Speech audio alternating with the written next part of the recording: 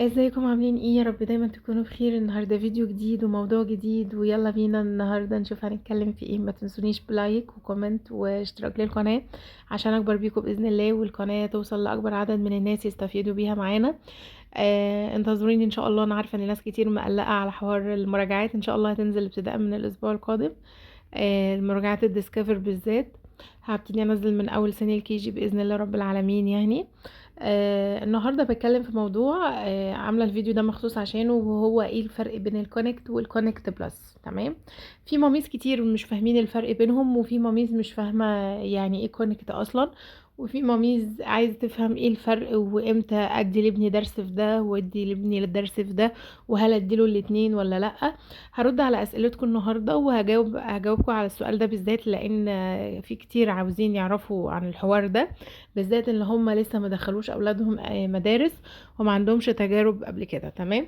يلا بينا نشوف ايه الفرق بين الكونكت والكونكت بلس. بصي يا مامي انت وهي، دلوقتي الكونكت هو منهج الانجليزي اللي في المدارس الحكومي. تمام. يعني انتوا فاكرين زمان كده لما كان بيبقى عندنا كتاب انجليزي، هو ده بقى اسمه كونكت. تمام. المنهج اسمه كده، في الكتاب اسمه كده كونكت. تمام. ده بيبقى موجود في المدارس الحكومي العربي اللي هي العادية خالص، وبيبقى موجود في المدارس اللي هي العربي الخاصة. يعني لو انت مدخلة ابنك مدرسة عربي خاص بيدرس منهج الكونكت. لو انت مدخلاه حكومي اللي هو العادي خالص تمام عربي، بيدرس منهج الكونكت اللي هو منهج الانجليزي بتاع الوزارة العادي. تمام. طب في ناس عندهم كونكت وكونكت بلس. ايه ده بقى؟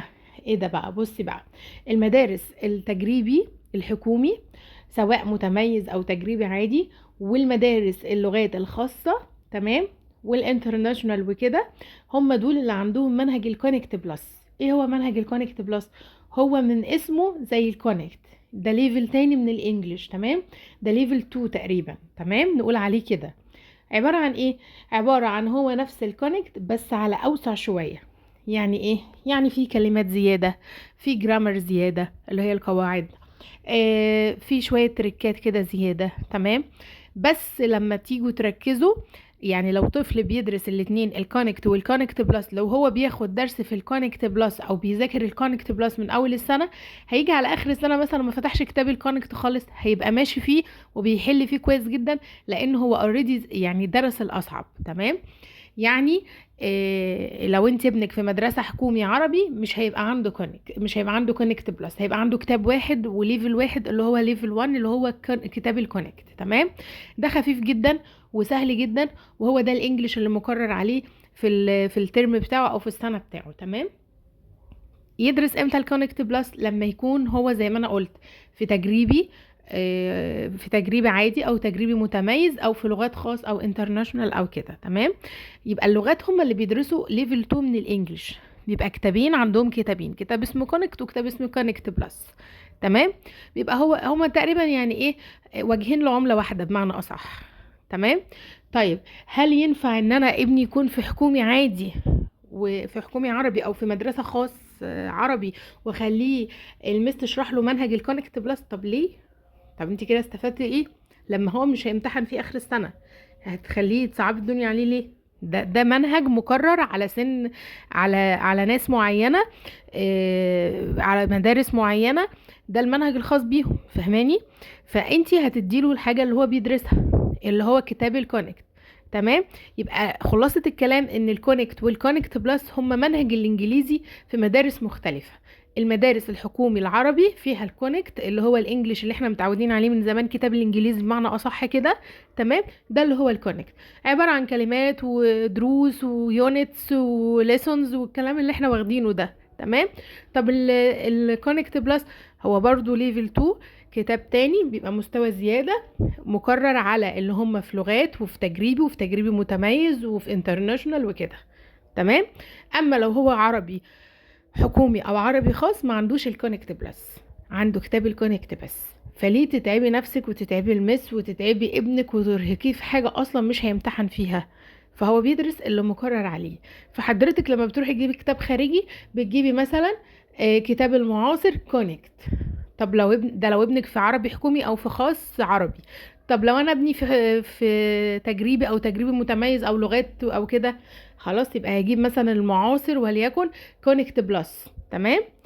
بتجيب الاتنين بقى، والمعاصر كونكت مثلا. انا مش بعمل اعلان ولا بتكلم عن المعاصر بعينه، لا انا بتكلم ان انا مثلا بتشتري الكتاب ازاي. مش يعني اقصد ان الناس فاهمه ان كلمه كونكت وكونكت بلس ده اسامي كتب خارجيه، لا، ده اسم منهج الانجليزي اللي هم بيدرسوه، زي منهج الاكسفورد كده. تمام. ده كلمه اوكسفورد مش معنى ان الكلمه كده ان هو كتاب اسمه كده، لا ده منهج، ده منهج اسمه كده، زي منهج التاريخ وزي منهج الدراسات وزي منهج الجغرافيا. فاهمني؟ فعنوان المنهج اسمه كونكت. تمام. ده بالنسبة للفرق بين الكونكت والكونكت بلس. تمام. الاتنين سهلين، واللي اسهل قوي قوي قوي يعني اللي هو الكونكت، بالذات لما بيبقى طالب في تجريبي او في لغات، بيبقى بالنسبه له كتاب الكونكت ده سهل جدا، يعني فوق ما تتخيلوا. بشوف اولاد بسم الله ما شاء الله بيمسك الصفحه كده ما بتاخدش في ايده ثانيه، مع انه ما ذاكرش كونكت من اول السنه، بس لانه مذاكر الاصعب منه الكونكت بلس، والاتنين زي ما قلنا ومتفقين ان الاتنين واجهين لعمله واحده، خلاص بيبقى الكونكت بالنسبه له سهل جدا. تمام. الكونكت بلس تقيل شويه، بس هو يعتبر نفس الكونكت، بيبقى زياده شويه زي ما اتفقنا، شويه كلمات شويه قواعد مش عارف ايه كده، لكن بيبقى هو. تمام. لكن الاخف طبعا الكونكت، لان ده ليفل 1 منه. ليفل 2 طبعا بيبقى اصعب اللي هو الكونكت بلس، وده اساسي ومكرر، مفيش حاجه اسمها مستوى رفيع ولا مستوى تاني يعني ملوش لازمه ولا كده، لا ده اساسي عن الكونكت في المدارس التجريبي واللغات والتجريبي المتميز. تمام. زي ما الكونكت اساسي في العربي الحكومي وفي العربي وفي العربي الخاص. تمام. يبقى احنا كده خدنا النهارده الفرق بين الاتنين، وعرفنا ان هما كتابين، وانه ده بيدرسوا مدارس معينه وده بيدرسوا مدارس معينه. لو ابن حضرتك في مدارس حكومي عربي او في مدارس خاص عربي، ملوش لازمه خالص انك تطلبي من المس اللي بتدرس له الدرس او المس اللي هي يعني بتذاكر معاه وكده ان هي تشرح منهج الكونكت بلس، لانه طبعا ملوش لازمه. فاهمين؟ حابين بقى تدرسوه كحاجه زياده وتقويه معلومات، ممكن. تمام. يا رب اكون فدتكم بمعلوماتي، ويا رب يكون المفهوم وصل لناس كتير. تمام. واتمنى تشتركوا في قناتي وتعملوا لي لايك وكومنت، وانتظروا باذن الله اقوى اقوى اقوى المراجعات باذن الله. ما تشيلوش هم الديسكفر خالص خالص خالص، مجهزه لكم فاينلز حلوه جدا، وهنزلها لكم PDF وهظبط لكم الدنيا. ركزوا بس في العربي والحاجات التانية، وان شاء الله الديسكفر مفيش اسهل منه باذن الله. مع السلامه.